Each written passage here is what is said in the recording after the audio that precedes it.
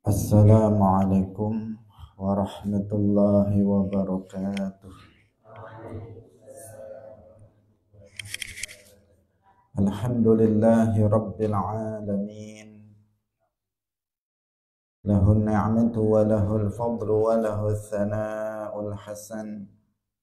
Wassalawatullahil barrir rahim wal malaikatil muqarrabin ala sayyidina wa maulana Muhammadin وعلى آله وأصحابه الطيبين الطاهرين. اللهم لا سهل إلا ما جعلته سهلا وأنت تجعل الحزن إذا شئت سهلا. اللهم ارزقنا الإخلاص في النية والقول والعمل. وبعد. إلى النبي المصطفى صلى الله عليه وسلم وإخوانه من الأنبياء والمرسلين والشهداء والصالحين، خصوصا إلى سلطان الأولياء الشيخ عبد القادر الجيلاني والشيخ أحمد الرفاعي وشيخ بهاء النقشبندي وشيخنا عبد الله الغرري، وإلى أرواح مؤسس جمعية نهضة العلماء الشيخ محمد هاشم أشعري والشيخ بسر سنسري والشيخ عبد الوهاب حسبوه، وإلى أرواح جميع أهل القبور من المسلمين والمسلمات. الفاتحة. أعوذ بالله من الشيطان الرجيم.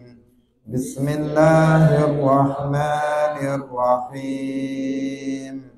الحمد لله رب العالمين الرحمن الرحيم مالك يوم الدين إياك نعبد وإياك نستعين اهدنا الصراط المستقيم صراط الذين أنعمت عليهم غير المغضوب عليهم ولا الضالين. آمين. Hadirin hadirat kaum muslimin muslimat, pemirsa Madu TV rahimakumullah. Alhamdulillah, kita bersyukur kepada Allah Subhanahu wa taala pada pagi hari ini. Allah Subhanahu wa taala masih memberikan, menganugerahkan kenikmatan-kenikmatannya kepada kita, nikmat yang tidak terhitung jumlahnya karena saking banyaknya, nikmat kesehatan, nikmat kesempatan, nikmat iman, Islam, taufik, dan nikmat-nikmat yang lainnya. Dengan sebab nikmat-nikmat tersebut, pagi hari ini kita bisa bersama-sama kembali untuk melanjutkan pengajian kita dalam kitab Mukhtasar Siratin Nabiyyi wa Ashabihil Asyarah. Semoga Allah Subhanahu wa taala senantiasa memberikan keistiqomahan kepada kita semuanya sehingga bisa kita menyelesaikan pengajian kitab ini dan juga nanti dengan kitab-kitab yang berikutnya. Amin ya rabbal alamin. Salawat dan salam semoga tetap terlimpahkan kepada Nabi Agung Nabi Muhammad sallallahu alaihi wasallam, para sahabatnya, keluarganya, serta seluruh umat Islam yang mengikuti beliau ila yaumil qiyamah. Hadirin rahimakumullah, pagi hari ini kita masuk dalam pembahasan tentang sirati al-asyarah, yaitu tentang biografi atau sejarah hidup 10 orang yang dikabarkan oleh Rasulullah Shallallahu Alaihi Wasallam sebagai penduduk surga. Orang-orang yang telah dikabarkan oleh Rasulullah Shallallahu Alaihi Wasallam, sebelumnya mari kita ikhlaskan niat kita lillahi ta'ala. Jangan lupa karena niat ikhlas merupakan syarat dari diterimanya amal soleh. Sehingga Ini hal yang sangat penting. Kita akan sangat rugi apabila dalam 1 jam kita duduk dalam majelis ilmu, kemudian kita tidak niat atau tidak ikhlas dalam niat kita. Karena akan kosong dari pahala apabila tanpa niat yang ikhlas. Hadirin rahimakumullah, tadi telah kita sampaikan bahwa dikatakan al-asyarah yang artinya 10. Ini yang dimaksud adalah al-asyarah al-mubasysyaruna bil jannah, yaitu 10 orang yang telah diberikan kabar gembira mereka akan masuk ke dalam surga. Sebenarnya orang-orang yang dikabarkan oleh Nabi Shallallahu Alaihi Wasallam akan masuk surga itu bukan hanya 10, tetapi jumlahnya sangat banyak. Jumlahnya sangat banyak mereka yang diberitahukan oleh Nabi akan menjadi penduduk surga. Dan itu pasti ketika Nabi mengatakan bahwa orang-orang tertentu mereka akan masuk surga, maka dipastikan mereka akan masuk ke dalam surga. Kenapa? Karena apa yang disampaikan oleh Rasulullah Shallallahu Alaihi Wasallam seperti yang sering kita sampaikan bukan sebuah ramalan, tetapi berita, khabar dari Allah Subhanahu Wa Taala melalui wahyu. Sehingga setiap yang beliau sampaikan adalah kebenaran. Jika yang beliau sampaikan itu adalah sebuah khabar, sebuah berita, maka berita itu termasuk berita yang akan terjadi di masa yang akan datang, itu pasti benar. Termasuk apa yang akan terjadi nanti di akhirat, termasuk di sini adalah berita tentang orang-orang yang akan masuk ke dalam surga nanti di akhirat. Dan orang-orang yang disebut Nabi akan masuk surga di akhirat, tentu mereka adalah orang-orang yang sangat beruntung. Mereka sudah tahu tempat mereka nanti di akhirat. Orang-orang yang belum atau tidak dikabarkan akan masuk surga, secara pasti kita nggak tahu tentang kita misalnya. Secara pasti itu tidak tahu. Meskipun kaidahnya mengatakan setiap orang yang mati dalam keadaan beriman, maka dia adalah ahlul jannah. Setiap orang yang mati dalam keadaan beriman, maka dia adalah ahlul jannah. Meskipun dosa yang pernah dia lakukan itu sangat besar dan sangat banyak, dan dia mati belum bertaubat, tetapi dia mati muslim, mukmin, maka dia ahlul jannah. Seandainya Allah tidak mengampuni dosa-dosanya, dia akan masuk ke dalam neraka, tetapi ujung-ujungnya dia akan keluar dari neraka dan masuk ke dalam surga. Sedangkan orang-orang yang mati kafir, maka dia adalah ahlun nar, dia penduduk neraka. Dipastikan seperti itu. Itu sesuatu hal yang pasti. Tetapi untuk kita, ini alhamdulillah kita sekarang mukmin, kita muslim. Tetapi tidak ada yang menjamin apakah kita mati dalam keadaan mukmin atau mati dalam keadaan kafir. Menjadi ahlul jannah atau menjadi ahlul nar. Kita hanya berusaha dengan semaksimal mungkin untuk menjaga iman kita, menjaga Islam kita sampai dengan kita mati. Dengan cara kita belajar ilmu agama, belajar tentang keimanan, belajar tentang kekufuran agar kita bisa menjauhi segala macam jenis kekufuran. Dengan cara melakukan berbagai macam amal soleh dan ketaatan, berusaha untuk menjalankan semua yang diwajibkan, berusaha untuk meninggalkan semua yang diharamkan, karena ketaatan bisa menambah keimanan. Kekufuran kemaksiatan bisa mengurangi keimanan. Sehingga orang yang banyak melakukan maksiat ketika hidupnya dikhawatirkan dia mati dalam keadaan kufur, mati dalam keadaan hilang keimanannya. Karena itu kita telah berusaha terus-menerus dalam kehidupan kita ini untuk melakukan berbagai macam amal kebaikan, amal ketaatan, dengan senantiasa kita berdoa semoga husnul khatimah, mati dalam keadaan beriman sehingga menjadi ahlul jannah.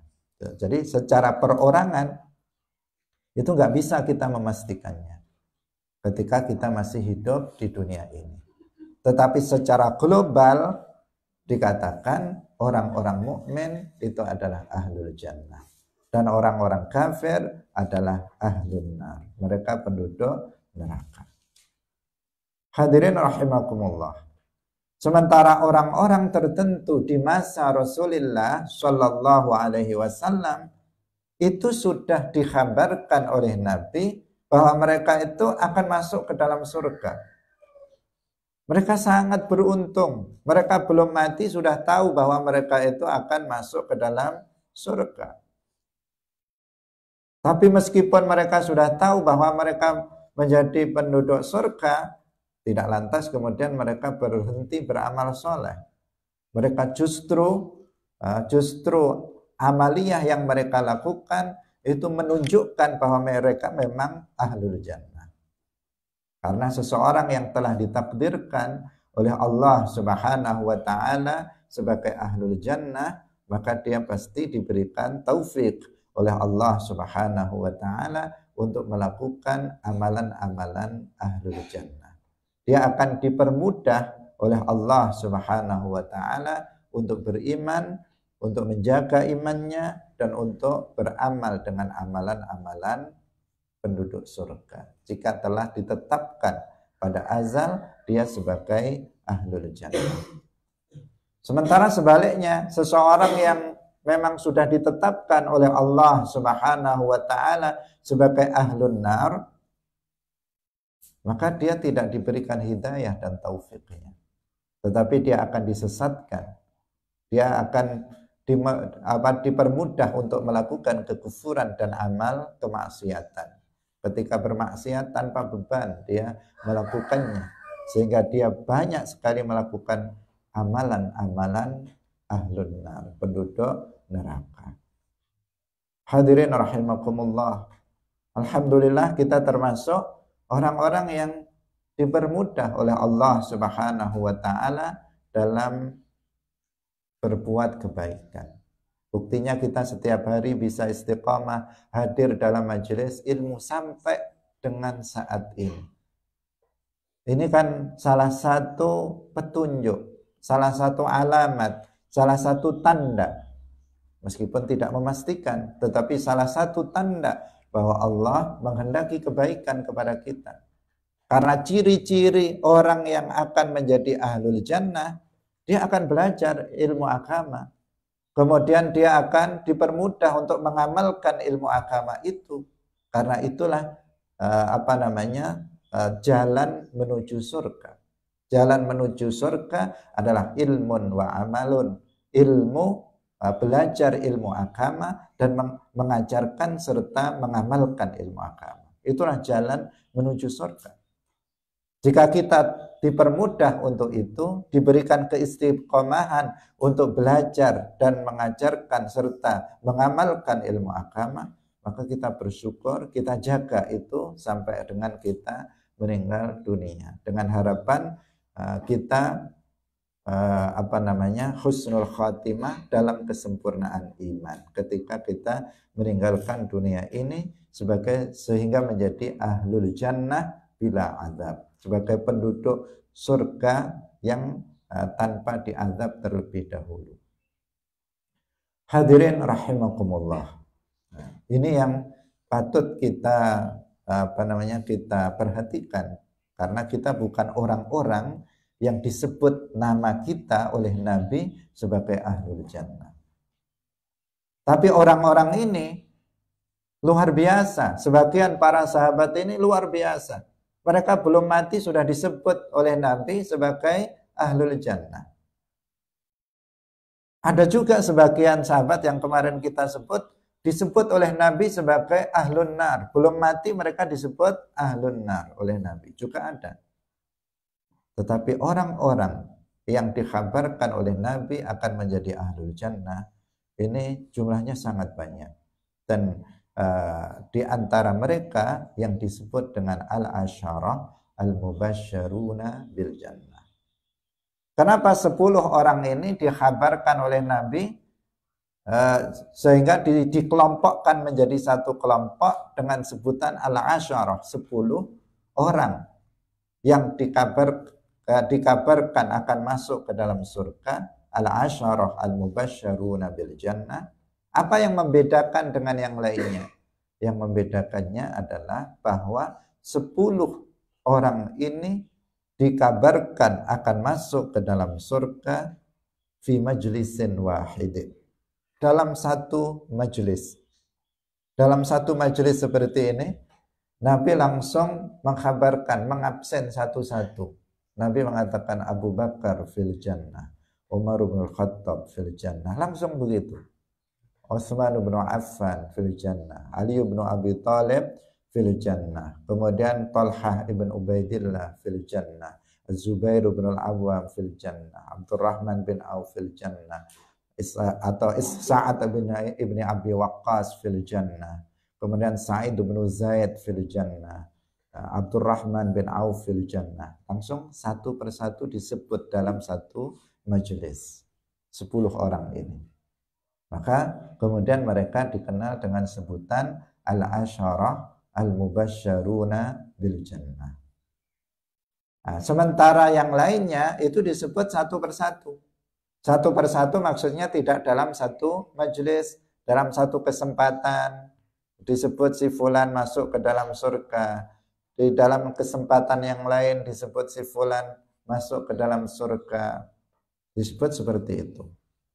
Ada yang tidak disebut nama, tetapi dipastikan mereka adalah para penduduk surga. Misalnya Sayyidah Aisyah radhiyallahu anha, itu ahlul jannah, sudah pernah disebut Nabi sebagai ahlul jannah. Seperti Hafsah yang kita ceritakan, Hafsah bintu Umar bin Al-Khattab radhiyallahu anhu, yang sempat diceraikan oleh Nabi, tetapi dikabarkan bahwa beliau adalah istri Nabi di dalam surga. Sehingga kemudian malaikat Jibril turun memerintahkan kepada Nabi untuk merujuknya kembali. Artinya Hafsah itu juga telah dikabarkan sebagai penduduk surga. Dan istri-istri Nabi semuanya itu adalah istri-istri Nabi juga di dalam surga. Kemudian lagi misalnya Bilal bin Rabah atau Ammar bin Yasir, itu juga termasuk penduduk surga. Pernah Nabi SAW bersabda, innal jannata tashtaqu ila thalathatin. Sesungguhnya surga itu rindu kepada 3 orang. Gimana? Luar biasa. Surga rindu, bukan kita yang rindu kepada surga, tapi surganya yang rindu kepada 3 orang. Aliyin wa Ammarin wa Bilal. 3 orang itu yang pertama adalah Ali bin Abi Thalib. Surga rindu kepada Sayyidina Ali bin Abi Thalib. Kemudian Ammar, rindu kepada Ammar, wa Bilal, dan Bilal kepada Bilal bin Rabah. Ali bin Abi Thalib kita mengetahui beliau juga termasuk minal asyarah al-mubasysyirina bil jannah. Ammar bin Yasir adalah seorang sahabat yang awalnya beliau adalah seorang budak, putra dari Yasir dan Sumayyah. Bapak ibunya itu syahid karena mempertahankan keimanan. Ibunya namanya Sumayyah adalah awwalu syahidatin fil Islam. Seorang perempuan yang pertama kali mati syahid. Itu ibunya. Karena dipaksa oleh tuannya untuk kufur tetapi dia bertahan sehingga dibunuh oleh tuannya. Kemudian ayahnya Yasir itu juga mati di hadapan Ammar karena mempertahankan keimanan. Sementara Ammar ketika itu beliau terpaksa mengucapkan kata-kata kufur di lisannya, tetapi hatinya tidak ridho dengan apa yang diucapkannya. Mukrah. Dia fi halatil ikrah. Dia dalam kondisi terpaksa untuk mengucapkan kata kufur karena diancam akan dibunuh dan terbukti ayahnya sudah dibunuh, ibunya sudah dibunuh.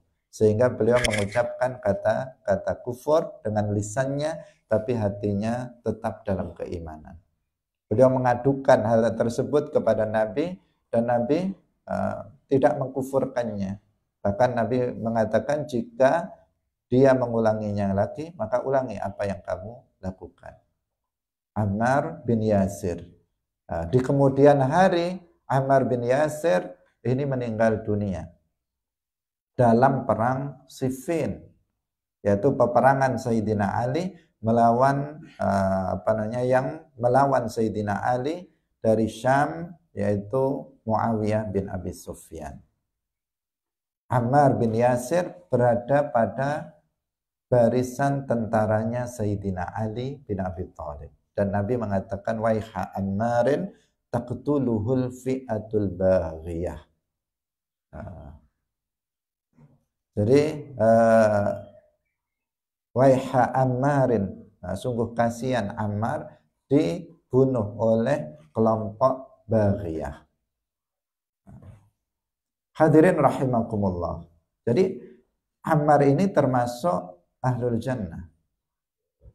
Disebut bahwa surga rindu kepada 3 orang ini. Bilal bin Rabah ini muadzinu Rasulillah, orang berkulit hitam, muazzinnya, tukang azannya Rasulullah, suaranya sangat merdu.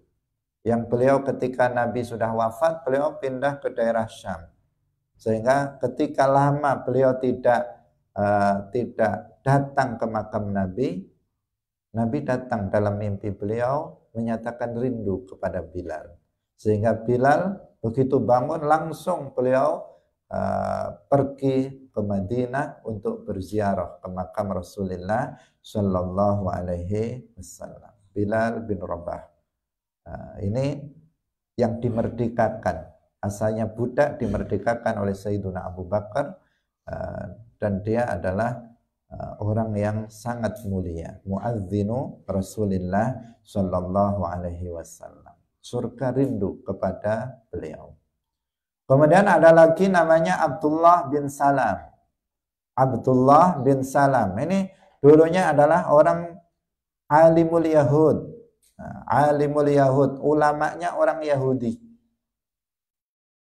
Orang Yahudi kalau betul-betul dia Yahudi, artinya berpegang kepada kitab Taurat yang asli, maka dia akan tahu tentang bahwa Muhammad itu adalah seorang nabi. Karena di sana ada disebutkan dalam kitab Taurat dan juga Injil tanda-tanda nabi akhir zaman. Ketika Rasulullah Shallallahu Alaihi Wasallam hijrah dari Makkah ke Madinah, karena Abdullah bin Salam ini adalah dari Yahudi Bani Qainuqa yang ada di Al-Madinah Al-Munawwarah. Ketika Nabi pertama kali sampai ke Madinah, ketika itu namanya Yathrib, orang yang pertama kali datang kepada Nabi adalah Abdullah bin Salam. Ingin lihat Rasulullah, ingin membuktikan apakah benar Muhammad ini adalah Rasulullah. Maka dia bertanya tentang 3 hal kepada Rasulullah. Disebutkan dalam sebuah hadis bertanya tentang 3 hal kepada Rasulullah, yang 3 pertanyaan ini jika orang tersebut mampu untuk menjawabnya, maka dia adalah nabi. Itu disebutkan dalam kitab yang dia baca. Kalau dia bisa menjawab 3 pertanyaan ini, berarti dia adalah seorang nabi. Yang ditanyakan ketika itu secara singkat, kita tidak rinci. Secara singkat yang ditanyakan adalah tentang yaitu tanda kiamat yang pertama. Yang pertama di sini sebenarnya bukan pertama secara mutlak, tetapi yang pertama untuk yang kemudian tidak ada lagi. Sebenarnya menjadi yang terakhir. Kemudian yang kedua adalah tentang makanan pertama yang akan dimakan oleh penduduk surga. Yang ketiga yang ditanyakan bagaimana seorang anak itu kemudian laki-laki dan perempuan. Nah, bagaimana bisa kemudian seorang anak ini laki-laki, kalau laki-laki bagaimana? Kok bisa dapat anak laki-laki? Kalau anaknya perempuan bagaimana? Itu 3 pertanyaan ini ditanyakan kepada Rasulullah Shallallahu Alaihi Wasallam. Dijawab oleh Rasulullah Shallallahu Alaihi Wasallam. Beliau bisa menjawabnya. Dan ini kan ujian dari Abdullah bin Salam untuk membuktikan Muhammad ini Rasulullah atau bukan. Nah, dijawab oleh Nabi bahwa awwalu asyratis sa'ah itu adalah munculnya api dari timur yang menggiring manusia ke barat. Nah, dalam yang riwayat yang lain itu yaitu munculnya api di daerah Aden berada di Yaman. Yang kemudian api itu mengumpulkan manusia ke mahsyar. Ini terjadi sebelum kiamat, bukan mahsyar yang terjadi setelah atau pada hari kiamat. Ini di dunia sebagai asyratus sa'ah al-kubra. Yang kemudian muncul api-api di tempat yang lainnya yang menggiring manusia ke mahsyar. Nah, ini jawaban dari pertanyaan yang pertama. Kemudian pertanyaan yang kedua yaitu ditanya tentang makanan pertama yang dimakan penduduk surga. Beliau menjawab kabidul hud, yaitu semacam apa yang ada di kabid, hati atau apa yang ada pada ikan. Kemudian dan itu adalah makanan yang sangat lezat. Kemudian yang ketiga yaitu apabila air mani seorang laki-laki mendahului yang perempuan maka anaknya laki-laki. Jika air maninya yang perempuan mendahului yang laki-laki maka anaknya perempuan. Itu jawaban dari pertanyaan yang ketiga. Nah, jawabannya tepat sesuai dengan apa yang diketahui oleh Abdullah bin Salam berdasarkan informasi di kitab yang dia baca. Maka kemudian Abdullah bin Salam ini masuk ke dalam agama Islam. Dia mengatakan asyhadu an la ilaha illallah wa annaka rasulullah. Karena sudah ada bukti bahwa Muhammad adalah Rasulullah. Beliau termasuk orang yang pertama kali masuk Islam dari orang-orang Yahudi ketika Nabi datang di Al-Madinah Al-Munawwarah. Kemudian Abdullah bin Salam mengatakan, wahai Rasulullah, orang-orang Yahudi itu orang-orang nggak jelas. Mereka orang-orang ya sampai sekarang orang-orang yang gimana? Orang yang pelin-pelan, orang yang pokoknya kayak nggak waras gitu orang Yahudi itu. Coba jangan beritahukan keislaman saya kepada mereka. Kalau mereka nanti datang kita rahasiakan dulu. Maka datanglah orang-orang Yahudi, Abdullah bin Salam diminta oleh Nabi untuk bersembunyi terlebih dahulu. Kemudian Rasulullah bertanya kepada orang-orang Yahudi, bagaimana menurut pendapatmu Abdullah bin Salam ini? Orang-orang Yahudi mengatakan, khairuna, Abdullah bin Salam mengatakan khairuna dalam satu riwayat, khairuna ibnu wabnu khairina. Dia adalah orang yang baik, anak orang baik di antara kita. Afdaluna wabnu afdalina. Abdullah bin Salam adalah orang yang paling mulia di antara kami dan beliau adalah anak orang yang paling mulia di antara kami, kalangan orang-orang Yahudi. Setelah mengatakan begitu, kemudian ditanya oleh Rasulullah, bagaimana menurut pendapat kalian jika Abdullah bin Salam itu masuk ke dalam Islam? Mereka mengingkari, nggak mungkin. Abdullah bin Salam masuk ke dalam agama Islam. Itu ulamanya apa? Ulamanya Yahudi, masa dia masuk ke dalam Islam? Kemudian Abdullah bin Salam diminta keluar. Keluar kemudian beliau mengatakan, asyhadu an la ilaha illallah wa asyhadu anna Muhammadar Rasulullah. Ditampakkan kepada mereka bahwa Abdullah bin Salam itu telah masuk ke dalam agama Islam. Apa kemudian yang dikatakan oleh orang-orang Yahudi ini? Dia mengatakan syarruna wa banu syarrina. Dia mengatakan Abdullah bin Salam adalah orang yang paling buruk di antara kami, dan dia adalah anak orang yang paling buruk di antara kami. Artinya apa? Baru saja dia memuji-mujinya. Setelah tahu dia masuk ke dalam agama Islam, langsung berbalik mencelanya. Itu yang dimaksud, nggak jelas mereka itu, nggak konsisten dengan apa yang mereka ucapkan sebelumnya. Bukannya mereka ikut Abdullah bin Salam, ulamanya, masuk ke dalam agama Islam, tetapi justru mereka kemudian beralih, yang asalnya memuji, kemudian mencela Abdullah bin Salam. Abdullah bin Salam ini termasuk adalah salah satu orang yang dikabarkan oleh Rasulullah Shallallahu Alaihi Wasallam akan masuk ke dalam surga.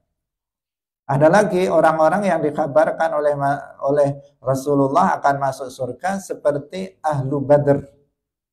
Ahlu Badr yang jumlahnya 313 orang, itu semuanya Ahlul Jannah. Dikabarkan oleh Nabi akan masuk ke dalam surga. Makanya Ahlu Badr itu termasuk orang-orang yang mulia. Setelah Asyarah al-Mubasysyarun bil Jannah, setelah 10 orang ini, dari sisi kemuliaannya, kemudian mereka Ahlul Badr, mereka yang ikut dalam perang Badr. Kemudian juga Ahlu Uhud, mereka yang ikut dalam perang Uhud, itu juga Mubasysyaruna bil Jannah. Mereka juga dikabarkan akan masuk ke dalam surga. Sekitar 1000 orang itu juga dikabarkan akan masuk surga. Jadi bukan hanya 10 yang pernah dikabarkan oleh Nabi masuk ke dalam surga, tetapi banyak. Termasuk, kalau ini kan jelas ya, Ahlu Badr, siapa saja yang masuk sebagai Ahlu Badr. Nama-namanya siapa saja? Ada. Ada. Sehingga kita mengenal ada tawassul dengan Ahlul Badr. Tawassul dengan Ahlul Badr itu ada namanya. Satu persatu disebutkan. Saya nggak hafal. 313 orang. Mereka adalah orang yang termasuk orang yang paling mulia yang dikabarkan akan masuk ke dalam surga. Termasuk Ahlu Uhud. Mereka yang ikut dalam perang Uhud. Kemudian adalah juga orang-orang yang ikut Bai'atur Ridwan. Bai'atur Ridwan, yang ikut Bai'at Ridwan di masa Nabi, mereka juga Mubasysyaruna bil Jannah. Jadi intinya apa? Banyak, bukan hanya 10 yang dikabarkan masuk ke dalam surga, tetapi lebih dari itu. Hanya saja tadi disebut asyarah secara khusus karena mereka itu memang yang termulia dari semuanya. Setelah Nabi, mereka adalah aulia yang paling mulia yang dikabarkan masuk ke dalam surga fi majlisin wahidin, dalam satu majlis. Semua istri-istri Nabi yang Sayyidah Aisyah, Hafsah bintu Umar, itu semuanya juga dikabarkan akan masuk ke dalam surga. Ada lagi kemarin yang kita sebut, ada seorang perempuan namanya Ummu Haram bintu Milhan. Ummu Haram bintu Milhan ini ikut dalam beberapa peperangan. Meskipun dia perempuan, tetapi dia ikut perang. Ummu Haram bintu Milhan kemudian syahidah, mati syahid Itu dalam perang Ghazul Bahar, itu perang laut yang dikabarkan Nabi terjadi setelah wafatnya Nabi, dan terjadi, dan beliau salah satu yang mati syahid karena sebelumnya sudah dikabarkan oleh Nabi tentang beliau ini. Kemudian ada lagi namanya Ummu Warokoh. Ummu Warokoh ini juga dikabarkan oleh Rasulullah Shallallahu Alaihi Wasallam akan masuk ke dalam surga. Nah, Ummu Warokoh ini dikabarkan akan masuk surga, perempuan solihah, perempuan yang solihah yang dikabarkan akan mati syahid oleh Nabi, dan ternyata betul dia mati syahid. Ummu Warokoh memiliki budak yang memang sah secara syarak. Kemudian budaknya ini yang membunuh Ummu Warokoh, mencekiknya sampai kemudian meninggal secara zalim. Dia dibunuh pada masa Khalifah Umar bin Khattab radhiyallahu anhu, dan Sayyidina Umar kemudian menegakkan qisas atas orang yang membunuh Ummu Warokoh. Ini menunjukkan kebenaran apa yang disampaikan Nabi. Dia terbunuh secara zalim dan dia syahidah. Dia sebagai orang yang mendapatkan syahadah, mendapatkan kematian, mati syahid. Tetapi bukan syahidul ma'rakah. Karena orang yang mati syahid itu bukan hanya syahid dalam peperangan, tetapi dalam beberapa hal seseorang disebut sebagai syahid. Artinya dia memiliki keutamaan akan masuk ke dalam surga, meskipun bukan syahidul ma'rakah. Hadirin rahimakumullah. Sekarang kita baca nanti ini dibaca satu persatu, nanti akan dijelaskan di belakang satu persatu dari 10. Di awal dibaca dulu siapa 10 orang yang akan dikabarkan oleh Rasulullah Shallallahu Alaihi Wasallam akan masuk ke dalam surga.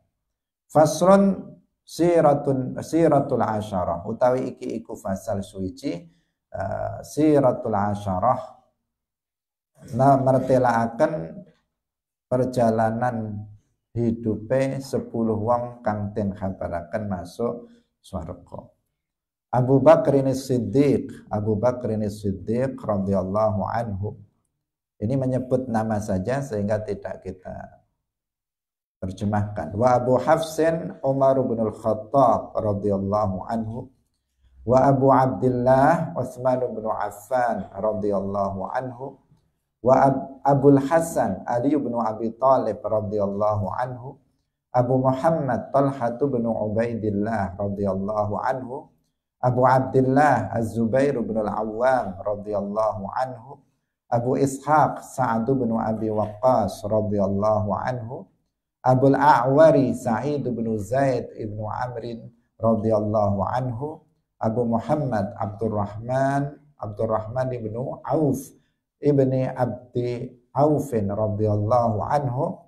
Wa Abu Ubaidah Amir bin Abdullah bin Al-Jarrah radhiyallahu anhu. 10 orang ini. Yang 4 pertama itu adalah Al-Khulafa Ar-Rasyidun, Abu Bakar, Umar, Utsman, dan Ali. Ini kemudian ditambah 6 berikutnya setelah Al-Khulafa Ar-Rasyidun, yaitu Talha ibn Ubaidillah dan Az-Zubair ibn Al-Awwam. Berbicara tentang Talha dan Az-Zubair, ini sering dijadikan sebagai contoh bahwa ahlul jannah, orang-orang aulia Allah, para wali Allah, mereka itu tidak maksum dari melakukan dosa. Mereka yang telah menjadi aulia Allah, mereka tidak akan berbalik menjadi a'da Allah. Mereka tidak akan menjadi musuh-musuh Allah. Artinya mereka tidak akan kafir. Mereka terjaga dari kekufuran, mahfuzun. Mereka tidak akan jatuh kepada kekufuran. Tetapi mereka tidak maksum dari dosa. Buktinya, salah satu buktinya adalah Talha ibn Ubaidillah Az-Zubair bin Al-Awwam. Ini adalah aulia Allah, dua wali, bukan wali biasa. Bukan wali biasa. Beliau adalah minal mubasysyirina bil jannah. Orang yang telah dikabarkan oleh Nabi akan masuk ke dalam surga. Pasti masuk ke dalam surga, dan keutamaannya setelah Abu Bakar, Umar, Utsman, Ali. Mereka sangat tinggi derajatnya indallah dibandingkan dengan para aulia setelahnya, dibandingkan dengan Sultanul Aulia, Syekh Abdul Qadir Al-Jilani, Syekh Ahmad Ar-Rifai, Syekh Bahauddin Naqsyabandi, atau aulia-aulia yang lainnya, jauh di atasnya derajatnya. Sangat jauh di atasnya derajatnya. Siapa? Talha ibn Ubaidillah dan Az-Zubair bin Al-Awwam. Bukan wali-wali wali biasa, bukan.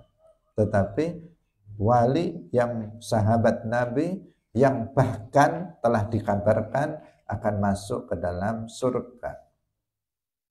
Tetapi ternyata apa? Beliau menjelang wafatnya pernah melakukan sebuah dosa, yaitu berada pada pihak yang memerangi Sayyidina Ali bin Abi Thalib, seorang khalifah yang sah yang sudah dibaiat oleh umat Islam. Kemudian mereka berperang melawan Sayyidina Ali dalam perang Jamal bersama Sayyidah Aisyah, termasuk ikut rombongan, meskipun beliau sebenarnya tujuannya bukan untuk memerangi Sayyidina Ali, tetapi untuk mendamaikan umat Islam.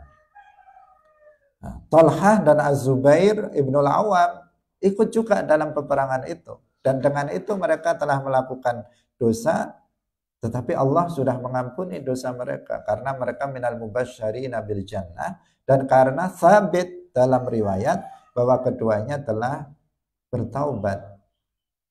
Keduanya meninggalkan medan perang itu setelah diingatkan oleh Sayyidina Ali bin Abi Thalib dalam peperangan ketemu, kemudian diingatkan tentang hadis Nabi, mereka ternyata lupa. Keduanya lupa dengan hadis Nabi tentang mereka. Ini untuk menunjukkan apa? Bahwa apa yang telah dikabarkan oleh Nabi akan terjadi.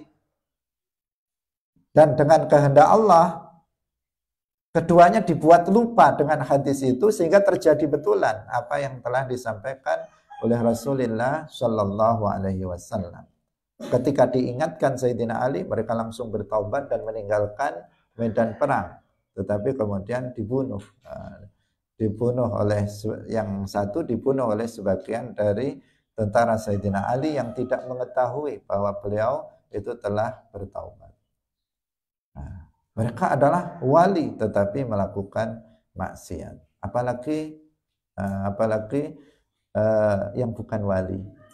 Apalagi hanya seorang guru biasa, apalagi hanya seorang kiai biasa atau seorang ulama biasa yang tidak wali. Sangat mungkin mereka melakukan kesalahan-kesalahan, kemaksiatan. Karena itu nggak boleh bagi seseorang kemudian bersifat ghulu dalam agama, dalam memuji seseorang, sehingga mengatakan bahwa guru saya nggak pernah salah. Dia mengatakan ada sebagian orang yang fanatik kepada gurunya, guru saya itu nggak pernah salah. Kalau kelihatannya salah, itu cuma kelihatannya tok, aslinya nggak salah itu. Hanya terlihat salah, itu pura-pura biar terlihat salah, sebenarnya dia nggak begitu. Ada yang seperti itu, saking fanatiknya kepada seorang guru sehingga menganggap gurunya tidak pernah berbuat salah. Kita tidak diajarkan seperti itu. Karena setiap orang bisa melakukan kesalahan. Tetapi itu juga harus kita sadari. Jika seseorang melakukan kesalahan, bukan berarti kemudian dia menjadi orang yang buruk seburuk-buruknya, sehingga pantas untuk kita tinggalkan, pantas untuk kita cela, pantas untuk kita habisi, kita bicarakan di mana-mana. Tidak lantas seperti itu. Kenapa? Karena dia orang yang berilmu, dan orang yang berilmu dia akan tahu bagaimana dia bertaubat, bagaimana dia menghapuskan dosa-dosa yang pernah dilakukannya. Hadirin rahimakumullah. Jadi kita bisa bersifat atau bersikap secara moderat, mu'tadil dalam menyingkapi beberapa hal dalam persoalan kaitannya dengan agama. Tidak berlebihan dan juga tidak kurang dari yang semestinya. Tidak hulu dan juga tidak tidak kurang dari itu, tidak ekstrim kanan dan juga tidak ekstrim kiri. Ini nanti mungkin akan kita ceritakan secara lebih khusus pada pembahasan tentang beliau berdua. Kemudian di sini juga ada nama Sa'id bin Zaid ibnu Amr. Sa'id bin Zaid ibnu Amr ini yang ayahnya yaitu Zaid ibnu Amr. Ini orang yang mati sebelum diutusnya Nabi. Beliau bukan sahabat. Dia mati sebelum diutusnya Nabi. Ayahnya Sa'id ya, yang tadi al-mubasysyarun bil jannah itu Sa'id ibnu Zaid. Tetapi Zaid ibnu Amr itu ayahnya itu mati sebelum diutusnya Nabi menjadi Nabi. Tapi dia mati dalam keyakinan tauhid.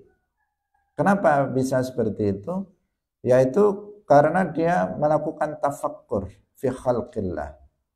Beliau bertafakkur tentang makhluk Allah, berpikir tentang makhluk Allah, sehingga dia menyimpulkan bahwa Allah Subhanahu wa taala wahidun la syarikalah, la syabiha lahu. Allah itu esa, tidak ada sekutu baginya, tidak ada serupa baginya. Dia sudah sampai pada kesimpulan itu dari hasil tafakkur. Karena itu tafakkur itu sesuatu, tafakkur fi khalqillah adalah sesuatu yang diperintahkan. Abdullah bin Abbas mengatakan tafakkaru fi khalqillah wala tafakkaru fi dzatillah. Berfikirlah kalian tentang makhluk Allah. Karena jika kita berfikir tentang makhluk Allah, maka kita akan bisa mengenal Allah Subhanahu wa ta'ala.